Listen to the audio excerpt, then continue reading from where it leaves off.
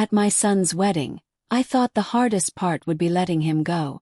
I never expected the terror that hit me the moment the priest said, "You may now kiss the bride." When the veil lifted, I saw a face I hadn't seen in decades, a face tied to the darkest betrayal of my life. I fainted before I could even breathe. Now everyone wants to know why. But the truth is tangled, painful, and something I never planned to confront. Especially not on the day I was supposed to gain a daughter. Before we continue with this story, make sure to subscribe to the channel as we have a special story that'll be released soon. The morning of my son's wedding arrived quietly, without fanfare or rush, just soft light slipping through the curtains and settling across my bedroom floor. I woke before the alarm, my body stirring with that strange mix of excitement and heaviness that had been following me for days.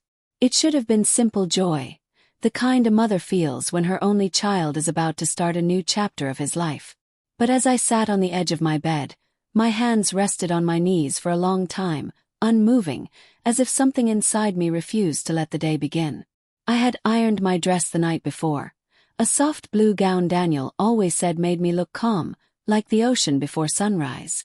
I chose matching earrings, nothing too flashy, just the pearl studs his father gave me on our 10th anniversary. When I picked them up from the jewelry box, I paused, tracing the tiny imperfections in their surface. I used to wear them for occasions he cared about. Today I was wearing them for our son, and somehow that realization tightened something in my chest. In the kitchen, the kettle hissed softly.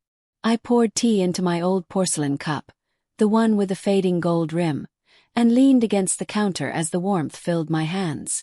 Outside, the sky was pale, the kind of color it only gets on days that feel decisive. A bird hopped along the fence, pecking at nothing in particular. The world was calm, almost too calm, as if even the morning was holding its breath. Daniel had asked me to arrive at the church early. He said he wanted a moment with me before the ceremony, just the two of us. That meant more to me than he probably realized. Raising him alone had been a journey marked by questions I didn't always know how to answer, by days that stretched into long nights, and by the quiet fear that I might not be enough. When his father died, everything we had built felt like it cracked at the edges. Daniel was only 12 then, a boy with big brown eyes that mirrored my heartbreak.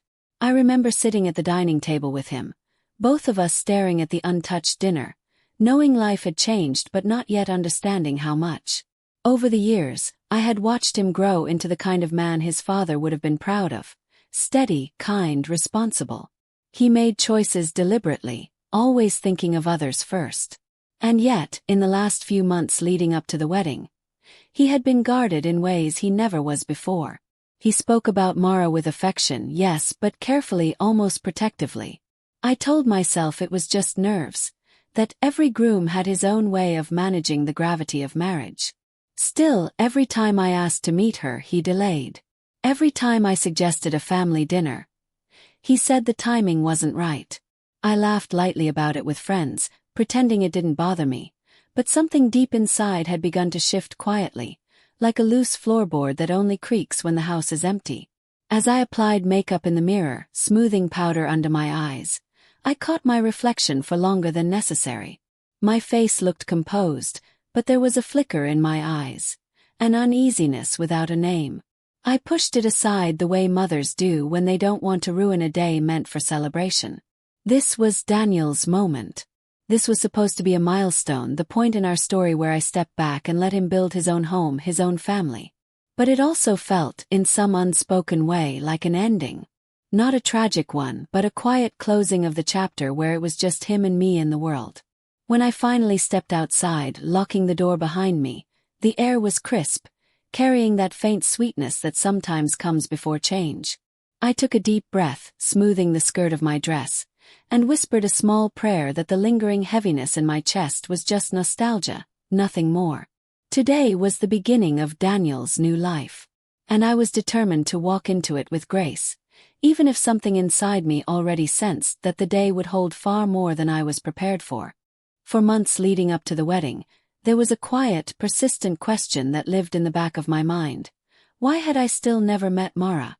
Every time the thought surfaced, I tried to push it away, telling myself Daniel had his reasons. He was grown now, 28 and perfectly capable of making decisions about his life. Still, it was strange. I was his mother. I had been there through scraped knees, first day of school jitters, heartbreaks and triumphs. How was it that I knew the color of his childhood fears and the sound of his adult laughter, but not the face of the woman he wanted to spend his life with? It began subtly. The first time I asked if Mara wanted to join us for dinner, Daniel smiled that gentle smile of his, the one he used when he hoped I wouldn't pry too deeply. "Mom, she's buried in work this week," he said, brushing it off as if it weren't important. And maybe it wasn't, I told myself. People get busy. Schedules don't always align. But then the same thing happened again. And again. Every attempt I made was met with the same warm deflection. She had a meeting. She had a deadline. She was traveling. She wasn't feeling well. She had a last-minute event. Her parents needed her. Her cousin had an emergency. Excuses rolled off his tongue so easily that I began to wonder if they were rehearsed. First I said nothing. Daniel had always been private in his own way. When he was a teenager, he used to retreat to his room when he was stressed, not out of rebellion but because he hated worrying me. He'd come out eventually with a half-formed explanation and a sheepish smile. I learned to give him space, to let him come to me when he was ready. Old habits made me extend the same patience now. But as the wedding inched closer, the distance between my son and his fiancée felt less like circumstance and more like intention. I finally asked him one evening after dinner. He was rinsing dishes at the sink, and the warm glow of the kitchen light made him look younger, like the boy who used to run barefoot across the living room. I chose my words carefully, not wanting to sound accusatory. "Daniel, sweetheart, when will I get to meet her?" He paused slightly, just enough that I noticed. Then he laughed softly, drying his hands with a towel. "Mom, I promise you'll meet her soon. It's going to be a special surprise. Just trust me." Special surprise. The phrase felt out of place, like it belonged in a birthday party conversation, not in discussions about the woman who would become my daughter-in-law. I tried to smile back to mirror his confidence, but something inside me tightened. I wanted to believe him. I truly did. But mothers have a strange instinct, a quiet alarm that goes off even when the surface appears calm. Over time, little details began to chip at my sense of ease. Daniel talked about Mara with affection, but always briefly, as though he were carefully choosing what to say. He never showed me photos of her. Not even one. Whenever I asked, he'd pat his pocket where his phone usually sat and claim his battery was dead or that he didn't have a recent picture. It was rare for Daniel to be careless, especially about something so important. Once, at the grocery store, I ran into an old friend who asked if I had met the bride yet. When I admitted I hadn't, she raised an eyebrow, not unkindly but with quiet concern. "Not even once. Isn't the wedding only a few months away?" I laughed it off, saying Daniel wanted to keep some things private, but her expression stayed with me long after I walked away. One afternoon, I sat on my couch with a cup of tea growing cold in my hands, replaying every comment Daniel had made about Mara. He told me she was kind. He told me she was thoughtful. He told me she made him feel understood. But he never talked about her family, her childhood, or the way they met. Those were details sons usually shared without thinking. The silence around them felt deliberate. Then another thought hit me, one I tried to shake off immediately. Daniel wasn't hiding her because something was wrong with her. He was hiding her because something was wrong between her and me. Something I didn't yet know. I didn't push the thought further. I folded a blanket, washed an already clean dish, trimmed a plant that didn't need trimming.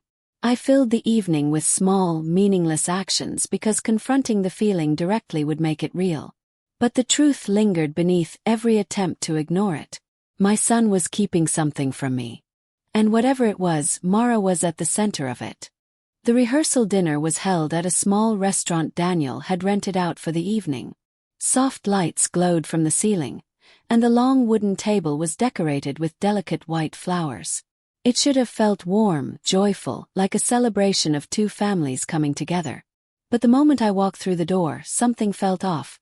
Subtle but unmistakable, like stepping into a room where someone had just finished arguing and tried too hard to pretend everything was fine.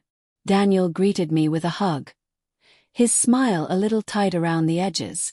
I asked where Mara was, expecting to finally see the mysterious woman who would join our family. He hesitated just for a moment before giving me another practiced explanation. "She's not feeling well, Mom. She tried, but she needed to rest. Big day tomorrow."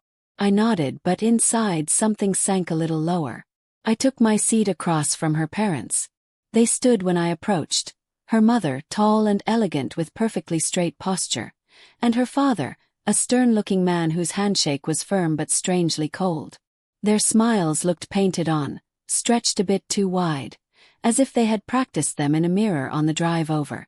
"It's so lovely to finally meet you," I said, genuinely trying to bridge the gap. Her mother's smile didn't shift, not even a flicker. "We've been looking forward to this," she replied in a voice that held no warmth. Her accent was refined, her tone polite, but there was something hollow behind her words. "And Mara?" I tried again, hoping for a fuller answer this time. Her father straightened slightly, his shoulders rising and falling with a slow breath. "She needed rest," he said simply. "She prefers to conserve her energy before important events." Conserve her energy. The phrase lingered oddly in the air, overly formal and strangely detached, as if he were describing a delicate machine rather than a woman preparing for her own rehearsal dinner. Conversation drifted around the table, Daniel chatting with friends, the best man cracking jokes, soft clinks of silverware and glasses. But the more I observed Mara's family, the more the edges of the evening sharpened with unease. Her mother offered polite comments about the restaurant decor, the floral arrangements, the weather forecast for the wedding day. But every time someone asked a question about Mara, how she was as a child, how she and Daniel met, what she enjoyed, her parents deflected with vague generalities. "She's always been very focused. Mara has a quiet nature. She's unique." Never a story. Never an anecdote. Never a detail that made her feel like a real person. At one point, the maid of honor, a cheerful young woman named Grace, laughed awkwardly and said, "I feel like I've known Daniel forever, but Mara keeps her circle small." She glanced at Mara's parents for reassurance, but they only returned those same strained smiles. I tried to dismiss the growing tightness in my stomach. Maybe they were private people. Maybe they were nervous. Weddings stirred all kinds of emotions. But when dessert arrived, her mother excused herself abruptly, claiming she needed to check on something. Her father followed only seconds later, leaving their almost full plates behind. They returned 10 minutes later, their composure restored but their eyes slightly red, as if something had gone wrong behind closed doors. Daniel didn't seem to notice the tension, or perhaps he didn't want to. He looked happy, glowing even, and I didn't want to dim that light with my unease. But sitting at that table, surrounded by people who danced carefully around every mention of the bride, I felt a quiet dread begin to take shape inside me. Slow, creeping, tightening like a fist around my ribs. Something wasn't right. Not with Mara. Not with her family. Not with this wedding I was supposed to welcome with open arms. And for the first time, I wondered if the truth about Mara was something Daniel was protecting me from, or protecting himself from. The morning of the wedding, guests filtered into the church in slow, steady waves, trailing soft murmurs and the dull rustle of fabric behind them. I arrived early, just as Daniel had asked, wanting to give myself enough time to settle the fluttering in my chest that seemed to grow stronger the closer we got to the ceremony. The church was quiet in the way only old sanctuaries can be. Echoes held in wooden beams, dust dancing lazily through shafts of light, the faint smell of wax and lilies mixing with something older, something almost sacred. Near the entrance, a sign-in table had been set up, draped with an elegant white cloth and decorated with pale roses. A guest book lay open beside a pen, waiting for names and well wishes. And next to it sat a framed photograph. Mara's photograph. The first one I had ever seen. Froze. It wasn't a formal portrait, Just a simple image printed on glossy paper and slipped into a silver frame. Mara was standing outdoors, behind her a soft blur of greenery. But her body was angled slightly. Her face turned just enough that her full expression was hidden. Her hair fell over one shoulder, thick and dark, curled at the ends. The veil she wore obscured part of her profile, and the sunlight created a thin glow around her, softening the edges of her silhouette. It was a beautiful photograph. Simple, peaceful. But the moment my eyes landed on it, something inside me jolted with an almost electric recognition. Not recognition of her exactly, but of a shape, posture, a tilt of the chin so specific and so familiar that I felt the breath catch in my throat. I leaned closer, my fingers hovering just above the frame. The closer I looked, the more the uneasiness in my stomach twisted. There was something about the way she held her shoulders, slightly lifted on one side as if she carried tension unevenly. Something about the gentle slope of her jaw, the way her cheek curved into the thin veil. It tugged at a memory buried so deep I couldn't immediately place it, a faint impression from a time I had long pushed into the shadows of my life. A time I rarely revisited, even in private moments. But standing there, staring at that half-hidden face, I felt that memory stir, rising like a whisper from the dark. Someone I had known. Someone I had lost. Someone who had hurt me in ways I never fully healed from. The thought made my hands tremble slightly. I stepped back, unsure whether the sudden wave of familiarity was real or just the product of nerves and the emotional weight of the day. Grief has a strange way of lingering, shaping shadows where none exist. And this wedding, this monumental step in Daniel's life, came with its own ghosts. Still, as I forced myself to look away, I couldn't shake the sense that the photograph was deliberately chosen, carefully angled, strategically obscure, as if offering just enough for people to say, "Oh, she's lovely," while withholding something essential from view. Guests around me continued signing the book, commenting on the flowers, straightening their ties. None of them seemed affected by the image, not even slightly. They saw a bride, nothing more.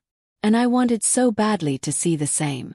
I pressed a hand to my chest, feeling my pulse flutter beneath my palm. Maybe I was imagining things. Maybe the nervousness of the last few months was finally catching up with me. Maybe I was reading too much into the curve of a jaw I had never actually seen before. But when I looked at the photograph one last time before taking my seat, that quiet, persistent unease remained. A thin thread pulling at a part of my memory I had spent decades avoiding. And without understanding why, I suddenly knew one thing with absolute certainty. Whatever truth was hidden in that photograph was something I was not prepared to face. Not then. Not there. And certainly not today of all days. The night before the wedding, Daniel came home later than usual. His steps light, almost buoyant. I was sitting at the kitchen table with a cup of tea that had long gone cold, staring at the swirling pattern on the tablecloth without really seeing it.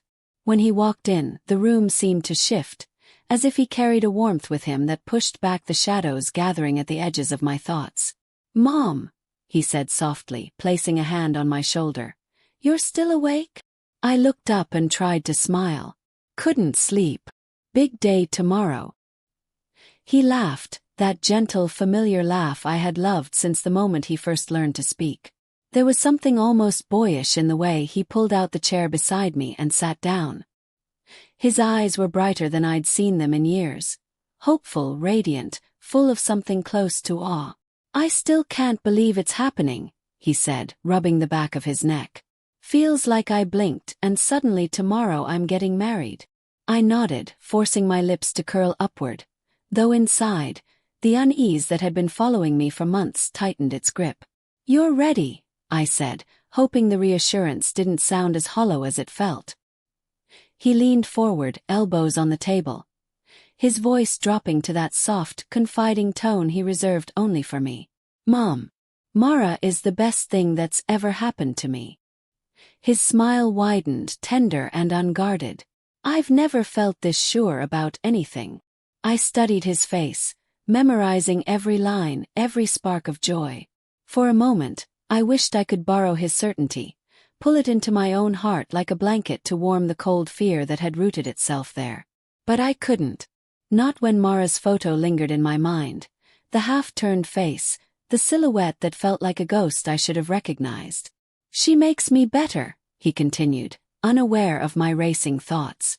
She understands me in ways I didn't even think were possible.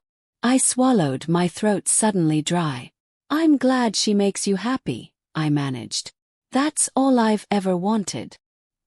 He reached across the table and took my hand, giving it a squeeze. I know you haven't met her yet, he said gently, the guilt he'd been carrying finally slipping through his voice. I know that's been hard. But once you see her tomorrow, everything will make sense. A sharp, fleeting chill went down my spine. I forced myself to keep still. Daniel, I said carefully, why didn't you introduce us sooner? Really? He hesitated, a moment so brief I might have missed it if I weren't looking for it. Then he exhaled and leaned back in his chair, running a hand through his hair. It wasn't intentional, he said. Life just got in the way. And then, I don't know. There was this part of me that wanted the moment you met her to be special. Something you'd remember. I wanted to believe him. Lord knows I did. He wasn't a liar. Never had been. But something in his explanation felt too polished, too neat around the edges, like a story he'd already told himself enough times to almost believe it.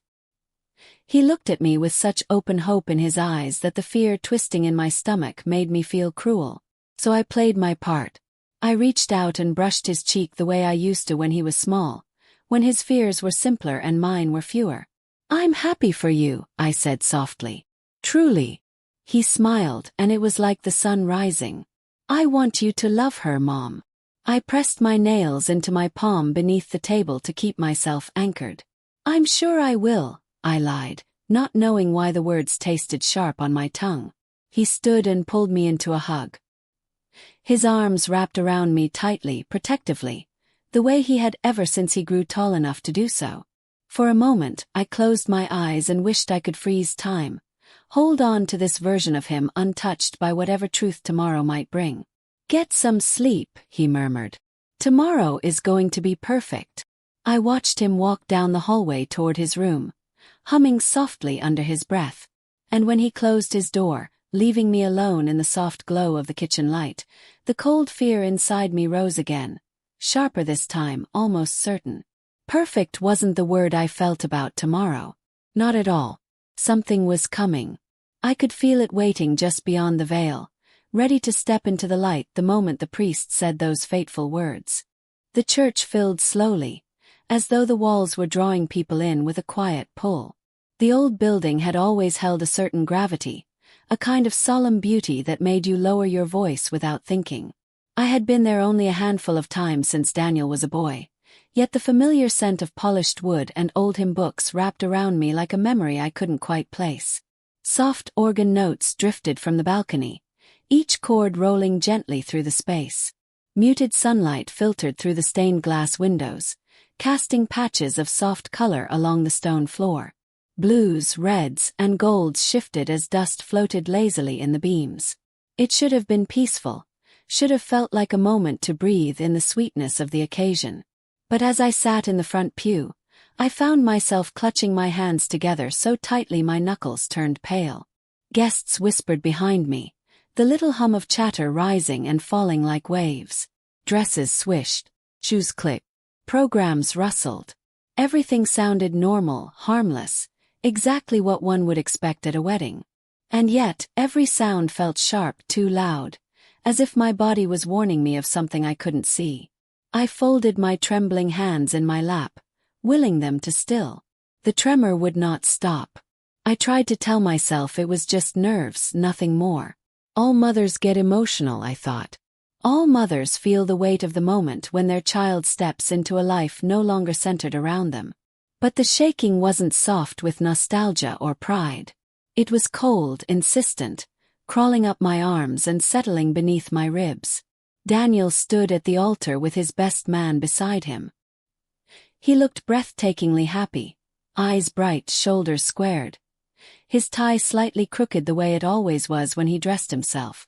When he caught sight of me, he gave me a small smile, the kind he used to offer before taking an important test or making a big decision. That smile steadied me for a brief moment, grounding me in the warmth of who he had always been. But the unease returned just as quickly, rising like a tide. Around the room, faces blurred together. Some familiar from years of shared milestones, others complete strangers. I noticed Mara's family seated on the opposite side. Her parents, stiff and overly composed, sitting with their backs impossibly straight. Her mother's eyes scanned the room as if searching for something out of place. Her father kept his hands folded in front of him, jaw tight, gaze fixed on the empty aisle. Their presence alone made the atmosphere shift. Even from a distance, I sensed the same guardedness that surrounded them at the rehearsal dinner. Their stillness was unnatural, a quiet tension that seemed to ripple outward and brush against those closest to them. No one else appeared to notice, but my body reacted as if the air near them were colder. I glanced toward the sign-in table again, the photograph of Mara still positioned carefully beside the guestbook. The sight of it reignited the strange memory that had unsettled me earlier. That half-turned face, familiar and foreign at the same time, hovered at the edge of my thoughts like a shadow. I tried to push it away, telling myself it was nothing more than an old fear resurfacing on a day that already felt emotionally overwhelming. The organ shifted to a softer melody. A hush moved through the crowd. People straightened in their seats. Shoulders lifted with anticipation. The ceremony was beginning. I inhaled slowly, the air feeling heavy in my chest. My eyes drifted toward the back of the church, where the double doors stood closed, waiting for the bride to appear. The moment hung suspended, fragile, stretched thin, ready to break. Daniel lifted his chin.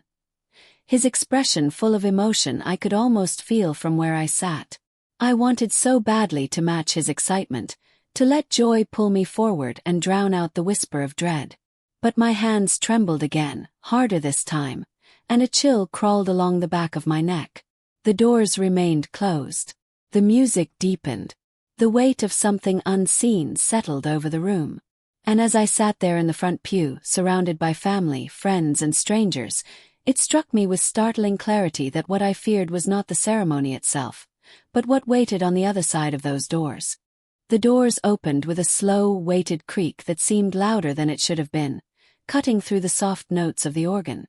Every head in the church turned at once, a wave of movement that rustled the air like a silent gasp. I found myself sitting up straighter, my fingers gripping the edge of the pew as if I needed to steady myself for something I couldn't name. And then Mara stepped inside.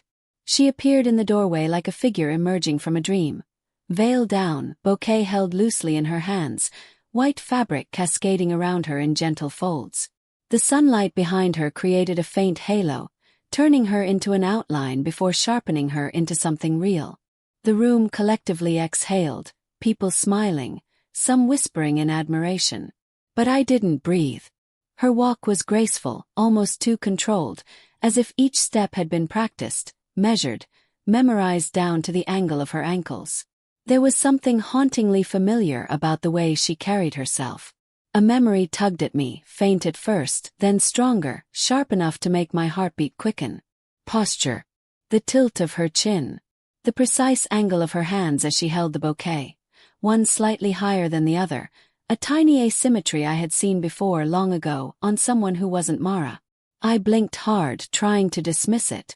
Brides walked nervously, carefully, many of them mimicking movements they'd seen in magazines or movies.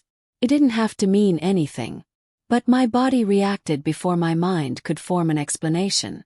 A sudden heat rushed through me, followed by a chill that settled deep along my spine.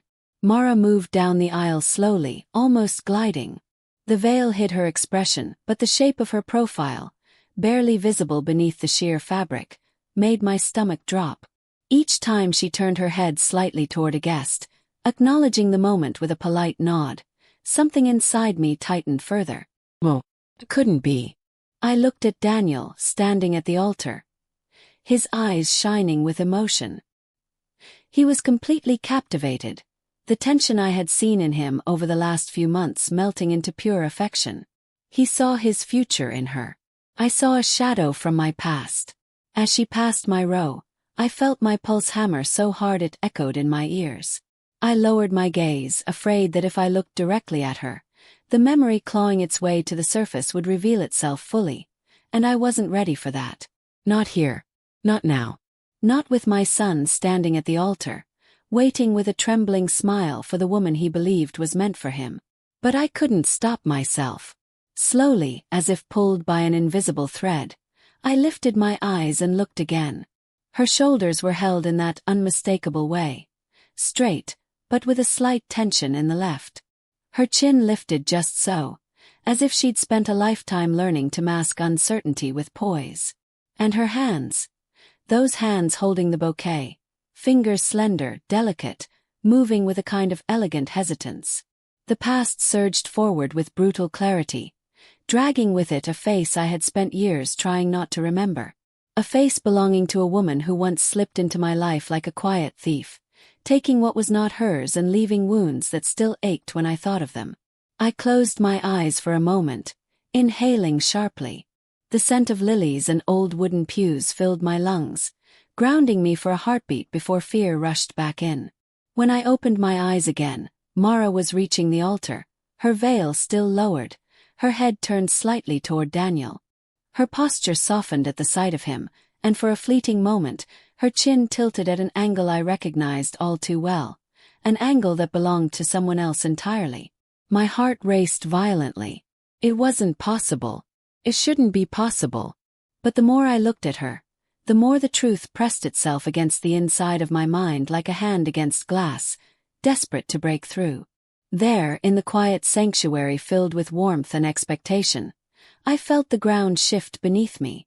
And I knew, with a certainty that terrified me, that I had seen this walk, this posture, this silhouette before. Long before today. Long before Daniel. Long before my life became something I rebuilt from the pieces left behind. The priest's voice rose gently over the room, steady and practiced, guiding the ceremony forward. Daniel's face was glowing with hope, the kind of pure hope only someone deeply in love can carry so openly. I watched him, trying to hold on to the warmth of that expression, trying to let it anchor me as the unease inside me tightened with every passing moment. As long as he was smiling, I told myself, nothing truly terrible could be happening. Nothing from the past could reach us here. Then the priest invited them to exchange vows. Daniel went first. His voice trembled just slightly, full of emotion, sincerity pouring out of him like he had waited years to say the words aloud. Each sentence he spoke made my chest tighten with pride, even as the sense of dread sat like a stone in my stomach. I tried to focus only on him. His trembling hands, his earnest expression, the gentleness in his tone. If I concentrated on my son, perhaps the vague fear swirling in my mind would settle, or at least quiet long enough for me to survive the ceremony. But then the priest nodded to Mara. She lifted her head, and she spoke. The sound of her voice hit me like a physical force. Measured. With a subtle, almost melodic cadence beneath each word. A tone dipped in a quiet, poised confidence that wasn't common, wasn't ordinary, wasn't unfamiliar. I felt the blood drain from my face. It was a voice I had not heard in decades. Not since the days when my marriage was beginning to splinter at the edges. Not since the whispered phone calls I overheard late at night. Not since the last time I stood trembling in my own living room, listening to a woman speak to my husband with a softness he no longer used with me. My throat closed, the air catching as if someone had reached inside and gripped it. No, it couldn't be. I told myself this over and over, silently, desperately, as Mara continued speaking. My fingers tightened around the fabric of my dress, twisting it until the seams strained. I tried to steady my breathing, reminding myself that voices can be similar, that memory can be cruel, that fear can play tricks on the mind when the heart is vulnerable. But every word that passed her lips struck the same old chord, reverberating inside me with painful clarity. That distinctive rhythm, the way she paused slightly before saying something sincere, the way certain consonants softened at the edges. These were details that don't just echo through memory. They embed themselves in the body, leaving impressions time can't erase. I stared at her hands, at the slight tremble she tried to hide, at the delicate lift of her chin as she looked at Daniel, the silhouette from the photo, the familiar posture as she walked down the aisle. And now the voice, the final splinter prying open the sealed door of my past. My heart pounded so violently I could hear it in my ears. The pew beneath me seemed to tilt. I blinked rapidly, trying to anchor myself, but the words she spoke kept pulling me back to a time I had fought for years to bury. A time filled with betrayal, tears I hid from Daniel, and a woman who had smiled with the same composed gentleness now standing where my son's bride stood. I gripped the edge of the pew until my fingers went numb. Across the aisle, her parents watched her with a mixture of pride and something else, something strained, as though they were holding their breath too. They weren't smiling. They weren't relaxed. They were waiting, watching, bracing, just like I was. The vows ended. The congregation murmured with soft approval. Daniel gently took Mara's hands, unaware of the storm unraveling inside me. I blinked, and the room swayed again. I steadied myself against the wave of recognition rising inside me, a recognition I prayed was wrong. A recognition that made every instinct in my body scream that the past wasn't done with me.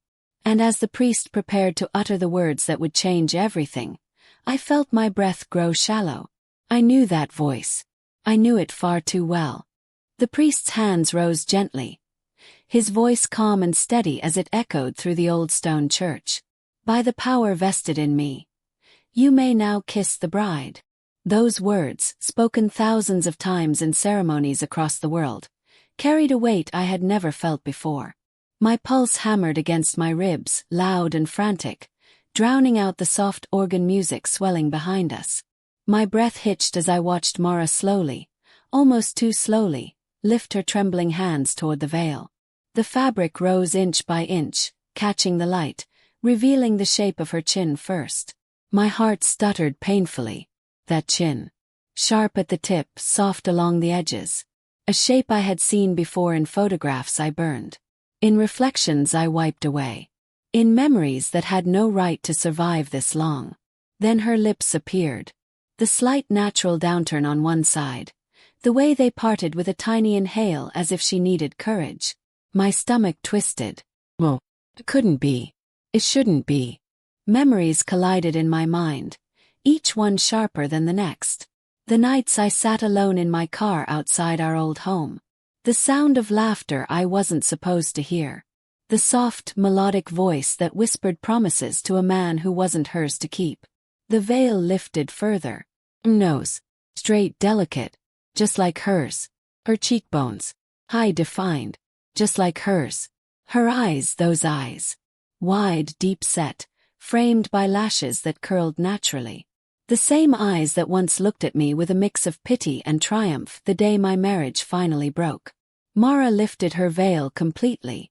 And I saw a face that did not belong in my present, a face that should have stayed buried in the ruins of my past. Not the woman herself, she would be older now, changed in ways time demands of all of us, but the unmistakable echo of her. Her daughter. Her child. Her mirror. Everything inside me turned to ice. My fingers slipped from the edge of the pew. The room seemed to tilt, spinning softly like a carousel pushed too quickly.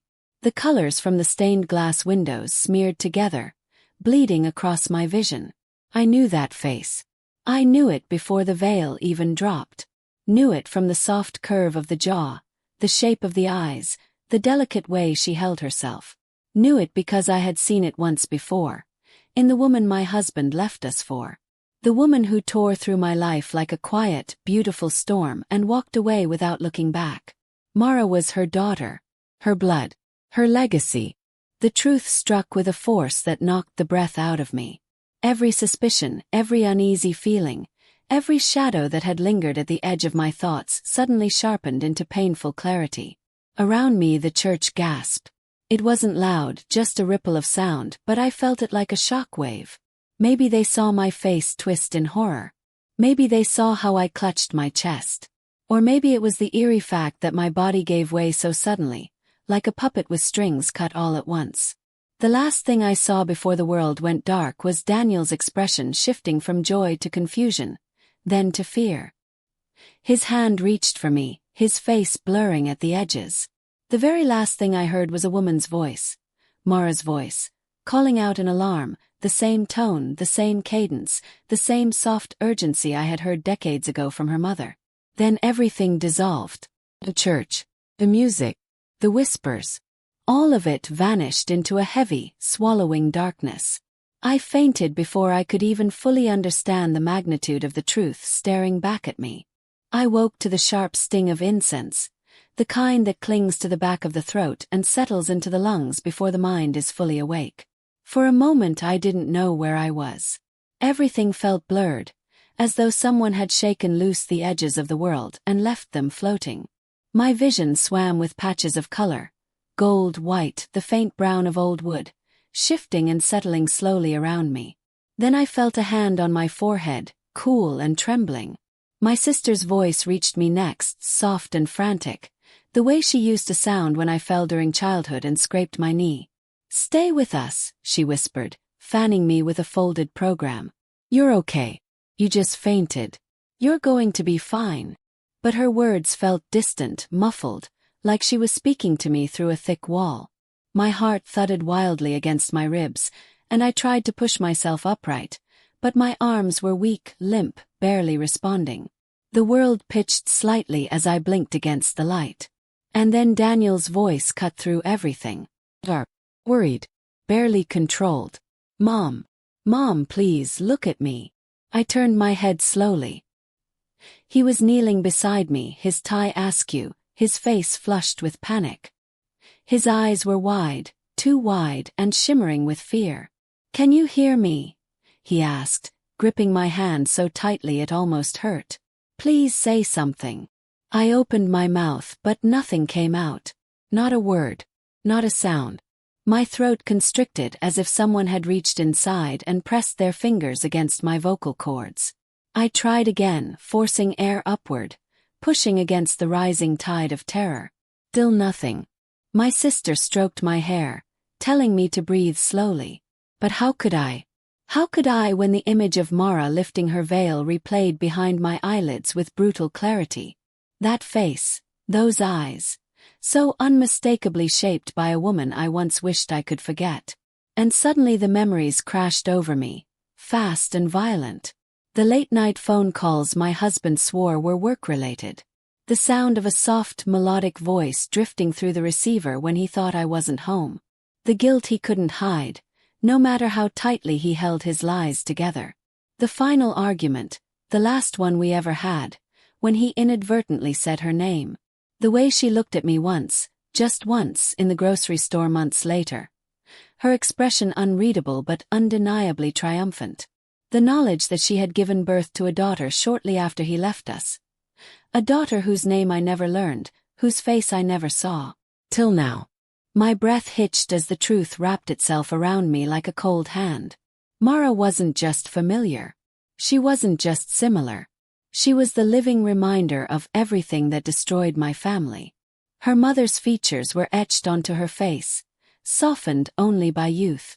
But the bone structure, the gentle arch of the brows, the curve of her smile, it was unmistakable. Decades could pass, and I would still know that face anywhere. I had carried its shadow with me like a scar. Daniel kept stroking the back of my hand, his touch trembling. "Mom, please, what happened? Did you get dizzy? Are you in pain?" I wanted to tell him. I wanted to explain everything, to warn him, to protect him, to say the name that had haunted me for so long. But every attempt to speak was swallowed before it reached the air. My sister leaned closer, murmuring, "Take your time. You scared everyone. You just need a moment." Her voice was calming, but it only deepened the panic clawing at my insides. Because I didn't need a moment.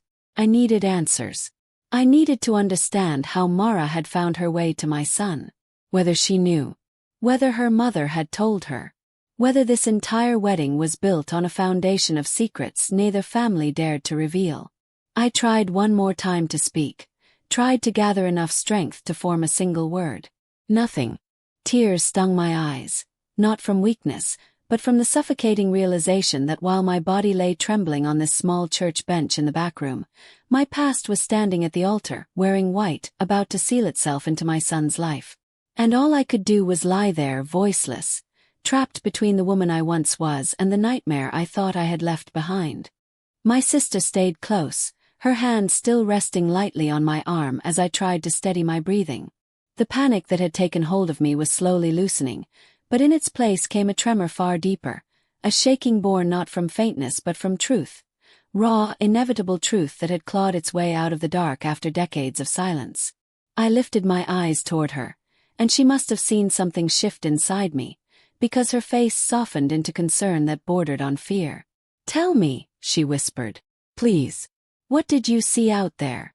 Daniel had stepped outside to speak with the priest, probably trying to salvage the ceremony or delay it without raising suspicion. The door clicked softly after him, leaving the two of us in the narrow back room where spare candles and folded linens were stacked on wooden shelves. The air felt still, heavy, as if the walls themselves were listening. My voice was only a crack at first, thin, barely audible, but it was enough. My sister leaned closer, lowering herself onto the bench beside me. Her body angled toward mine the same way she used to sit when we were little girls sharing secrets past bedtime. "It's her," I whispered, struggling to draw enough breath to push the words out. "I know that face. I know where it comes from." Her brows pulled together. "Who?" "Mara. You said you'd never met her." "I haven't," I said, shaking my head as tears welled. "Not her. But the woman she came from." She blinked, confused. Then realization flickered in her eyes, faint but growing. "You don't mean—" "I do." My voice trembled, thickening with grief and fury that had never truly faded. "She looks exactly like her. The same eyes, the same shape of her cheeks, even her voice. I heard it the moment she started speaking her vows. It's her daughter. I'm sure of it." My sister covered her mouth, stunned into silence. For a moment the only sound between us was my uneven breathing. I hadn't spoken the other woman's name in years, not since the divorce papers were finalized and she vanished into another city with the man I once thought I'd grow old with. But the memories didn't need words. They came back with ruthless clarity now. "She destroyed everything," I murmured. "Every piece of my marriage. Every bit of peace I had left." My sister lowered her hand, her eyes misting. "I remember," she whispered. "I remember the nights you called me crying. The way he started staying out late. The phone calls he took on the porch. And that last day when he packed a bag and walked out. She tormented me," I said quietly, the words cracking. "She knew he had a wife. She knew he had a child. And she didn't care. She called me once. Did I tell you that? She told me I wasn't enough. That he chose her because she was everything I wasn't. And she laughed when I begged her to let him go. Laughed like my family was nothing but entertainment to her." My sister's jaw tightened, her hands curling into fists in her lap. "I should have done more," she said, her voice trembling with old anger. "I should have confronted her. Or him. I let you handle everything alone." "No," I whispered. "You were there. You helped me hold myself together. But seeing Mara today, it's like the past didn't just resurface. It walked straight into our family again, wearing a wedding dress." She exhaled shakily. "Do you think Daniel knows?" I felt a fresh wave of dread. "No. How could he? He was a child. He barely understood why his father left. And I never told him the uglier parts. I wanted to protect him from it. Protect his memories. I thought, if I didn't speak the pain aloud, it would die quietly. But it didn't," she said softly. "No," I whispered. "It waited." A quiet settled over us, not empty but full. Full of decades of hurt, betrayal, unmet questions, and now the consequences of silence. My sister took my hand again, her fingers warm, steadying. "What are you going to do?" she asked. I didn't answer right away. The truth was tangled inside me, knotted so tightly I wasn't sure where to pull first. "I don't know," I finally whispered. "But one thing is certain. I can't pretend not to recognize whose daughter she is. We sat there in that dim back room, the weight of the past pressing down on both of us, as the muffled sounds of guests shifting in their seats filtered faintly through the walls. And for the first time in years, I realized the past had never truly stayed buried. It had been waiting for the perfect moment to step back into my life. And it had chosen my son's wedding day. Daniel returned to the back room with hurried steps, his face pale, his usually steady hand shaking as he closed the door behind him. The noise of the church, whispers, shifting feet, the uneasy quiet of a ceremony paused, dimmed as the door latched. He looked from me to my sister and back again, confusion and fear knotting in his expression. His tie was crooked, his hair slightly disheveled as if he'd been running his hands through it in panic. "Mom," he said, his voice strained. "Please, tell me what's going on. You fainted in front of everyone and then you looked terrified." His breath hitched. "Did something happen? Are you in pain? Don't hide it from me." His worry cut deeply, but deeper still was what I knew I had to tell him, what I had kept hidden his entire life. I motioned for him to sit beside me. He did, reluctantly, as though afraid sitting would make the truth arrive faster.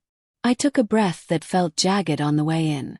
"Daniel," I whispered, "there's something I haven't told you. Something from long ago."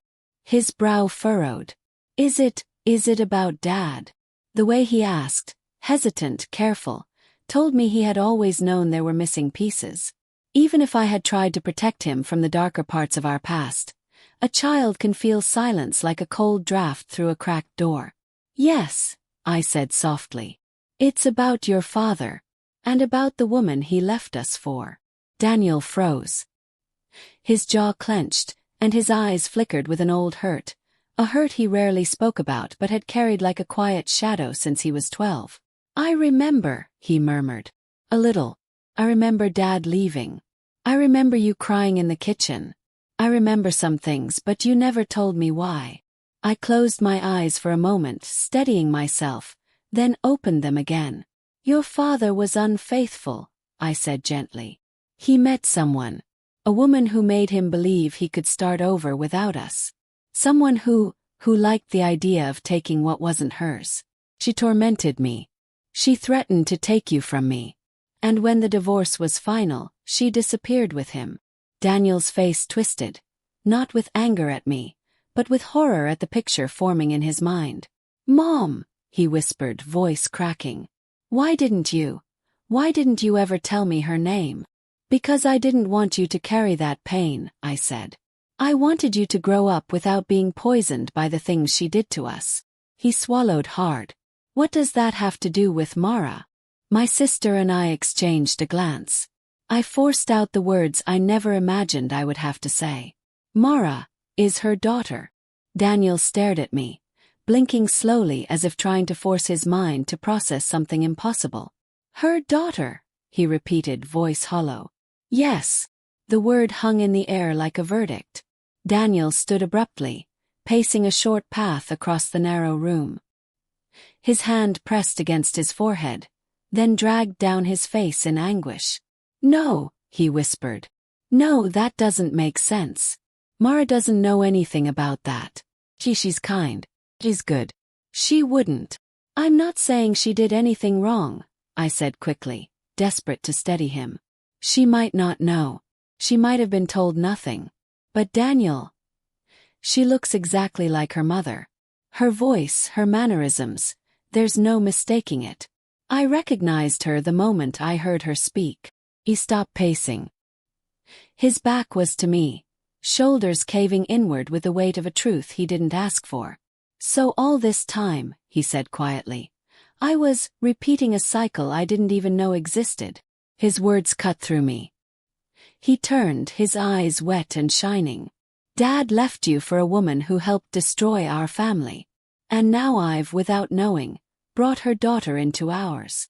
"No," I whispered, stepping toward him. "You didn't know. And this isn't your fault." "But it is," he said, voice breaking. "I kept her hidden from you. I thought I was protecting her or us, but I was just repeating what he did. Keeping secrets. Pushing you out of something that should have included you. Tears gathered in his eyes then, spilling over as he sank onto a nearby stool, burying his face in his hands.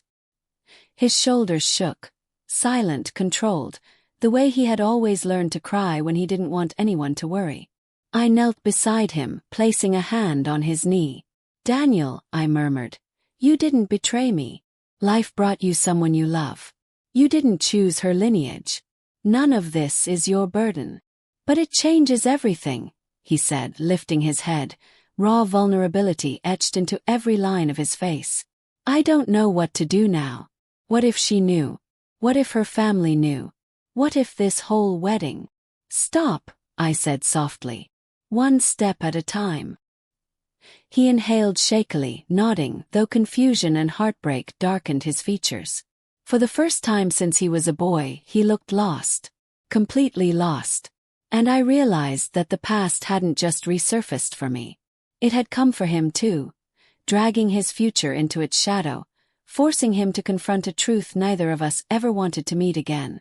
The door opened with the softest click, so gentle it barely drew either of us from the storm of emotion unfolding in the small back room. Daniel lifted his head, and I turned toward the sound. Mara stood in the doorway, framed by the dim light of the narrow hall behind her. Her veil had been removed, and without it she looked younger, more fragile, her features drawn with worry rather than bridal glow. Her hands were clasped tightly in front of her, knuckles pale under the pressure. For a moment no one spoke. She lingered there, hovering between stepping inside and running away.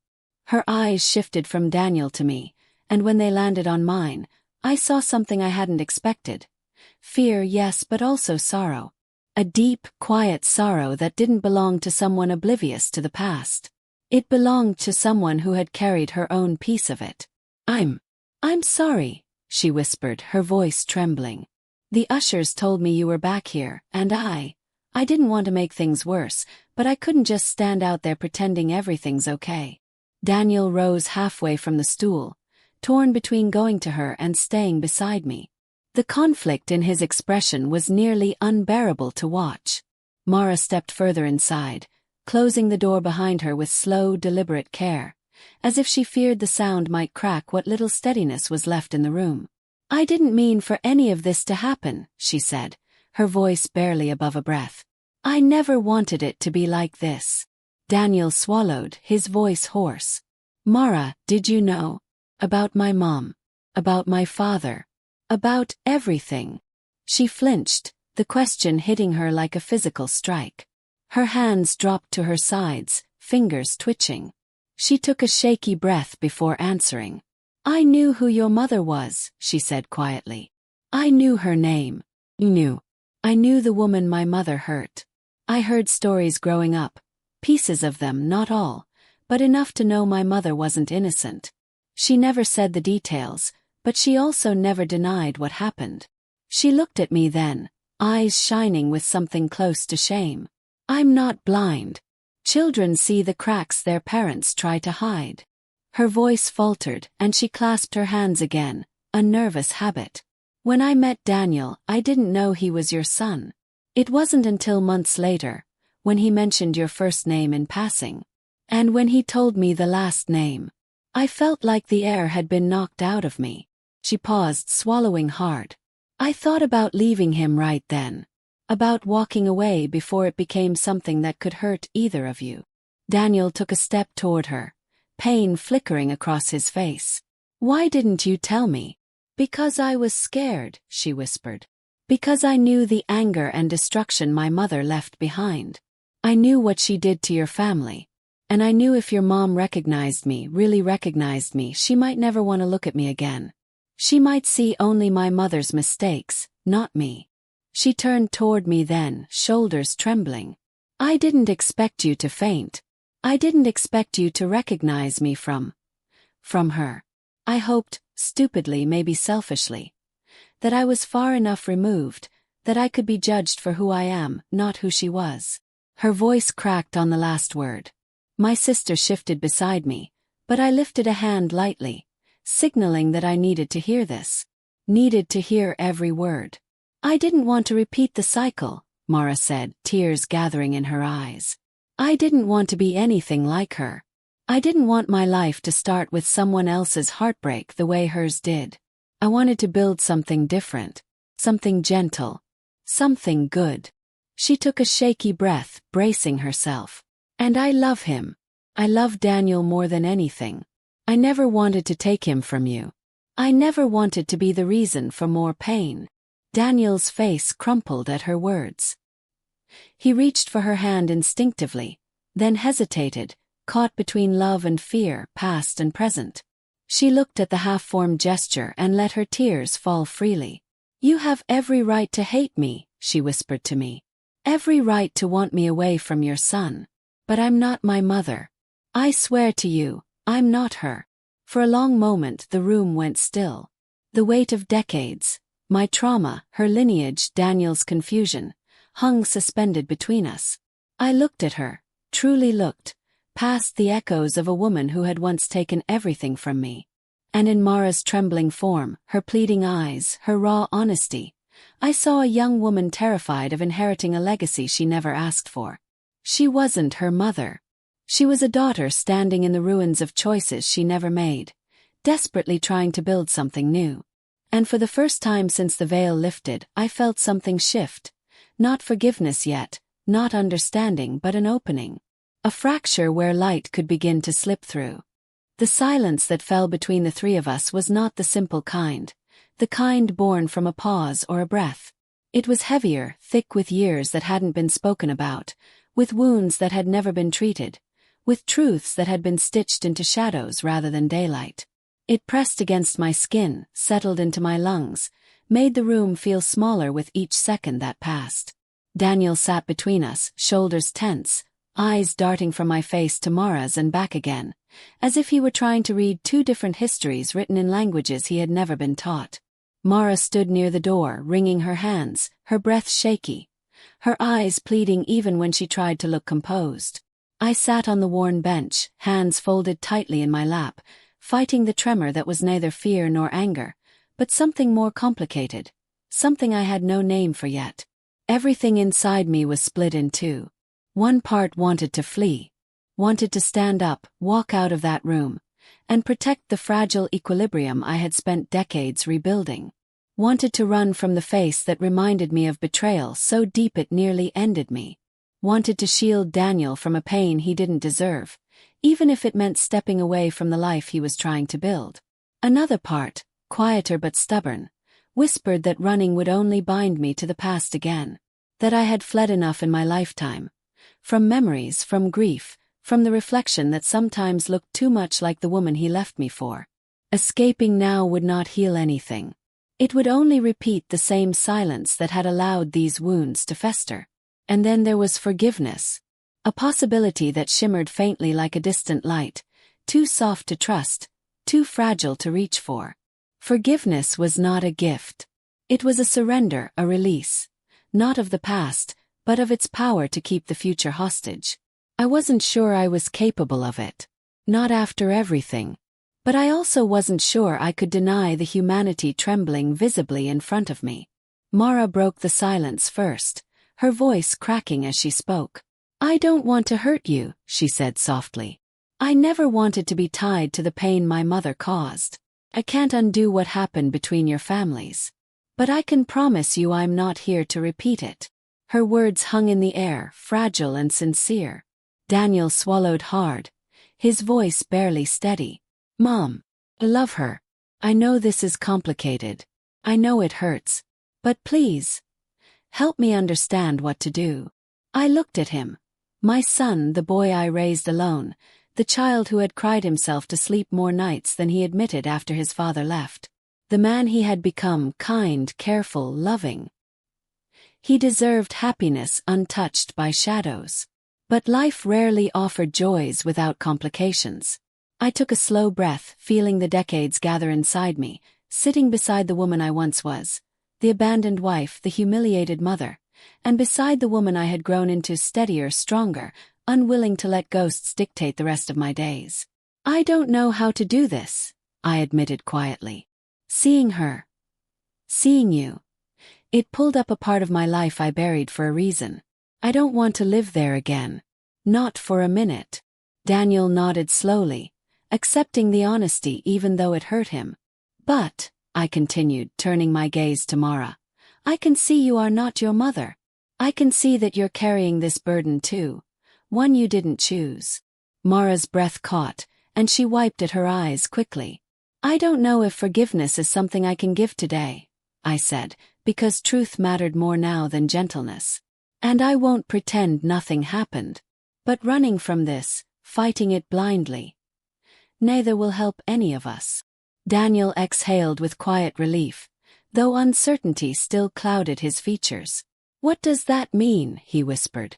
It means, I said slowly, choosing each word as if laying fragile stones across a cracked path, that I'm willing to stay, to face this together. But we have to move carefully, honestly, with all the truth your father denied us. Mara nodded, tears slipping freely now. I'll do anything, she whispered.